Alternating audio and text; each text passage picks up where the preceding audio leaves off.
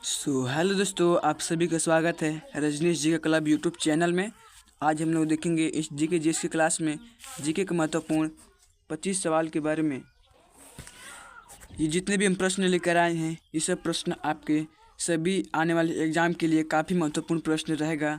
तो आप सभी लोग इस वीडियो को पूरा अंत तक देखिएगा और जो भी हम प्रश्न लेकर आए हैं, उन प्रश्न में से जो भी प्रश्न आपको याद होगा तो कमेंट बॉक्स में दीजिएगा और इस वीडियो को लाइक करके अपने चैनल को सब्सक्राइब कर दीजिएगा। तो चलिए अब हम लोग वीडियो को शुरू करते हैं बिना किसी देर किए हुए।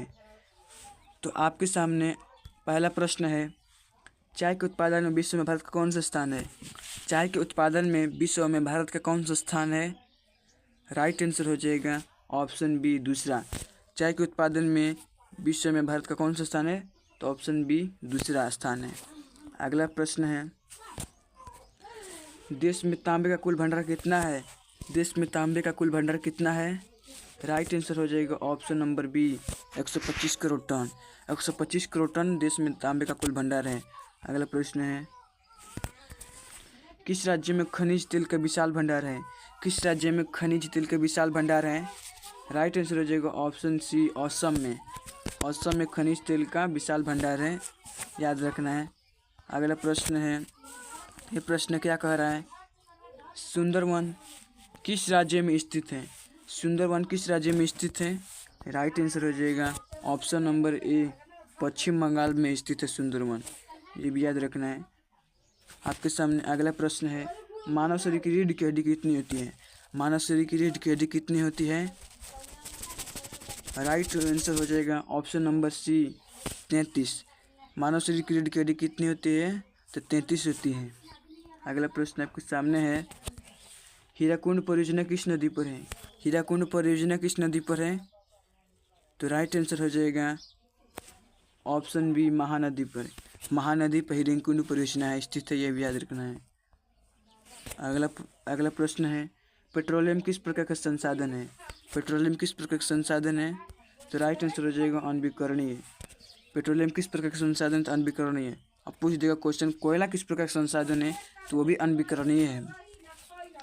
अगला प्रश्न है, भारत में कोयले का सर्वप्रमुख उत्पादक राज्य कौन सा है? भारत में कोयले का सर्वप्रमुख उत्पादक राज्य कौन सा है? तो राइट आंसर हो जाएगा ऑप्शन नंबर ए झारखंड। अगला प्रश्न है, विश्व में सर्वाधिक वर्षा किस स्थान पर होती है? विश्व में सर्वाधिक वर्षा किस स्थान पर होती है? तो राइट आंसर हो जाएगा ऑप्शन नंबर सी मौसिनराम में। मौसिनराम में विश्व में सर्वाधिक वर्षा इस स्थान पर होती है। मौसिनराम हमारे इंडिया में ही स्थित है। ये प्रश्न है, गेहूं उत्पादन में विश्व में भारत का कौन सा स्थान है? गेहूं उत्पादन में विश्व में भारत का स्थान है। तो राइट आंसर हो जाएगा, इसमें विकल्प गलत दिया है दोस्तों, यहाँ पर द्वितीय रहेगा। यहाँ पर तृतीय दे दिए हैं, दोनों ऑप्शन में तृतीय, यहाँ पर द्वितीय रहेगा। तो राइट आंसर हो जाएगा द्वितीय यानी दूसरा स्थान है। गेहूं उत्पादन में विश्व में भारत कौन सा स्थान है? तो याद रखिएगा दूसरा स्थान है। अगला प्रश्न है, सुपानी कृषि किस राज्य में प्रचलित है? सुपानी कृषि किस राज्य में प्रचलित है? तो राइट आंसर हो जाएगा ऑप्शन नंबर सी उत्तराखंड में। उत्तराखंड में सुपानी कृषि प्रचलित है। अगला प्रश्न है, इनौर पत्तन किस राज्य में स्थित है? इनौर पत्तन किस राज्य में स्थित है? तो राइट आंसर हो जाएगा ऑप्शन नंबर सी तमिलनाडु में। तमिलनाडु में इनौर बंदरगाह स्थित है, ये भी याद रखना है। अगला प्रश्न है, मुर्मुगांव बंदरगाह कहाँ स्थित है? मुर्मुगांव बंदरगाह कहाँ स्थित है? तो राइट आंसर हो जाएगा ऑप्शन नंबर ए गोवा में स्थित है मुर्मुगांव बंदरगाह। अगला प्रश्न है, अगर हमारे वीडियो को अभी तक लाइक नहीं किए होंगे तो लाइक कर दीजिएगा और चैनल को सब्सक्राइब कर दीजिएगा। अगला प्रश्न आपके सामने है, भारत में प्राचीनतम कोयले का खान कौन है? भारत में प्राचीनतम कोयले का खान कौन है? तो राइट आंसर हो जाएगा option number C Dhanbad. Bharat में प्राचीनतम कोयले का खान कौन है? धनबाद। धनबाद किस राज्य में स्थित है भारत में? तो राइट आंसर हो जाएगा झारखंड। झारखंड में धनबाद स्थित है। आपके सामने अगला प्रश्न है, टाइगर परियोजना की शुरुआत कब हुई थी? टाइगर परियोजना की शुरुआत कब हुई थी? तो राइट आंसर हो जाएगा ऑप्शन नंबर ए 1973 में। 1973 में टाइगर परियोजना की शुरुआत हुई थी। अगला प्रश्न है, द्वितीय पृथ्वी सम्मेलन कहाँ आयोजित हुआ? द्वितीय पृथ्वी सम्मेलन कहाँ आयोजित हुआ? अगर आप लोग इस क्वेश्चन का जवाब जानते होंगे तो कमेंट बॉक्स में दीजिएगा। आपके सामने अगला प्रश्न है, भारत का पहला सीमेंट संयंत्र कहाँ स्थापित हुआ? भारत का पहला सीमेंट संयंत्र कहाँ स्थापित हुआ?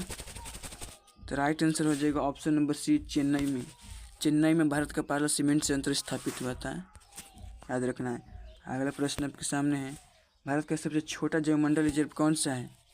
भारत का सबसे छोटा जैवमंडल रिजर्व कौन सा है? तो राइट आंसर हो जाएगा option number C, Dibru-Saikhowa. Dibru-Saikhowa Bharat का सबसे छोटा जैवमंडल रिजर्व है, डिब्रू-सैखोवा। राइट आंसर हो जाएगा ऑप्शन नंबर सी। अगला प्रश्न आपके सामने है, टेक्सोल का उपयोग किया जाता है? टेक्सोल का उपयोग किस रोग में किया जाता है? तो राइट आंसर हो जाएगा ऑप्शन नंबर ए, कैंसर में। कैंसर में टेक्सोल का उपयोग किया जाता है, ये भी याद रखना है। जितने हम प्रश्न लेकर आ रहे हैं ये सब प्रश्न आपके किन्हीं एग्जाम में पूछा है। इसे हम प्रश्न कर रहे हैं, बाल दिवस कब मनाया जाता है? बाल दिवस कब मनाया जाता है? ये बहुत सिंपल सी प्रश्न है। इस क्वेश्चन का सही विकल्प होगा ऑप्शन नंबर सी, 14 नवंबर को बाल दिवस मनाया जाता है। आपके सामने अगला प्रश्न है, कैगा परमाणु विद्युत गिरी किस राज्य में स्थित है? कैगा परमाणु विद्युत गिरी किस राज्य में स्थित है? तो राइट